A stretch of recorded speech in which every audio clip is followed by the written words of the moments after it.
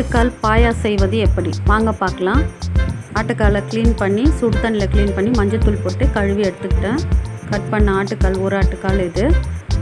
இதில் ஒரு கட் பண்ண வெங்காயம் ஒன்று சேர்த்துக்கோங்க, தக்காளி ஒன்று சேர்த்துக்கோங்க, 3 பச்சை மிளகாய் சேர்த்துக்கோங்க, கொஞ்சம் சிறிதளவு கொத்தமல்லி சேர்த்துக்கோங்க, அது முழுகிற அளவு தண்ணி சேர்த்துக்கோங்க.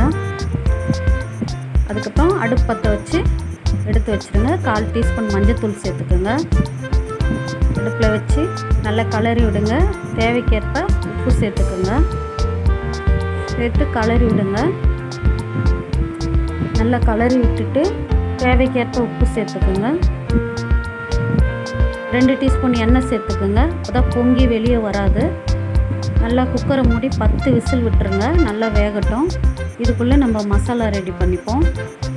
மசாலாவுக்கு தேவையானது ஒரு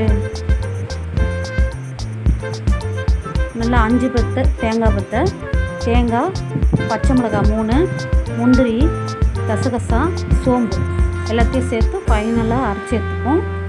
நல்லா அரைச்சது, பேஸ்ட்டு மாதிரி அரைச்சது. 10 விசில் வந்ததுக்கப்புறம் குக்கரை திறந்துட்டு நல்லா கொதித்து வெந்திருக்கு. தாளிச்சிக்கலாம். ஒரு கடாயில் 2 டீஸ்பூன் நெய், 2 டீஸ்பூன் எண்ணெய் சேர்த்துக்கோங்க. பட்டை, லவங்கம், ஏலக்காய், சோம்பு எல்லாம் போட்டு பொரிஞ்சதும் வெங்காயம் ஒன்று சேர்த்துக்குங்க. வெங்காயம் சேர்த்து நல்லா வதக்குங்க. வெங்காயத்தில் 1 டீஸ்பூன் இஞ்சி பூண்டு பேஸ்ட்டு சேர்த்துக்கோங்க. நல்லா வதக்கிட்டு ஒரே ஒரு தக்காளி சேர்த்துங்க. அதிகமான தக்காளி வேணால், புளிப்பாக இருக்கும். ஒரு தக்காளி போதும். நல்லா வதக்குங்க. இந்த வேக வச்ச பாயாவை எடுத்து அதில் சேர்த்துக்கோங்க. சேர்த்து இந்த கடாயில் இருக்கிறத குக்கருக்கே மாற்றிடுங்க. ஏன்னா நம்ம மசாலா ஊற்றி இன்னும் 2 விசில் விடணும்.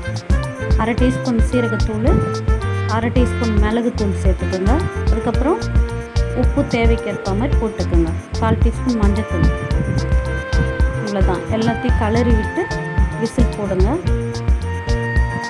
அரைச்ச பேஸ்ட்டை அதில் சேர்த்துக்கோங்க. சேர்த்து நல்லா கலரி விடுங்க. தண்ணி ரொம்ப சேர்க்காதீங்க. பாயா வந்து நம்மளுக்கு திக்காக வந்தால் தான் சப்பாத்தி, குருமா, இடியாப்பம், இட்லி, தோசைக்கெலாம் ரொம்ப நல்லாயிருக்கும். திக்காக இருந்தால் தான் இது நல்லா டேஸ்ட்டாகவும் இருக்கும். கொஞ்சோண்டு புதினா சேர்த்துக்கோங்க. நல்லா கலரி விட்டு குக்கரை மூடி ஒரு 2 விசில் விடுங்க. இப்போ இந்த மசாலா அதில் ஊறி நல்லா டேஸ்ட்டு கொடுக்கும். காரமும் நல்லா உரைச்சிருக்கும். அவ்வளோதான். 2 விசில் வந்துச்சு. ஆட்டுக்கால் பாயா ரெடி ஆயிடுச்சு. இது வந்து திக்காக இருக்கணும். இட்லிக்கு, தோசைக்கு, சப்பாத்தி, பரோட்டாக்கெலாம் ரொம்ப நல்லாயிருக்கும். நீங்களே டேஸ்ட் பண்ணி பாருங்கள். இது மாதிரி ட்ரை பண்ணி பாருங்கள். சூப்பராக இருக்கும். ஆட்டுக்கால் பாயா சாப்பிடும் போது நம்மளுக்கு பேக் பெயின், முட்டி வலி இதுக்கெல்லாம் ரொம்ப நல்லது. அந்த பசை வந்து உடம்புக்கு ரொம்ப நல்லது. நீங்களும் ட்ரை பண்ணி பாருங்கள். ஹெல்தி கிச்சன் சேனலை மறக்காம சர்ப்ரைஸ் பண்ணுங்க. தேங்க்யூ.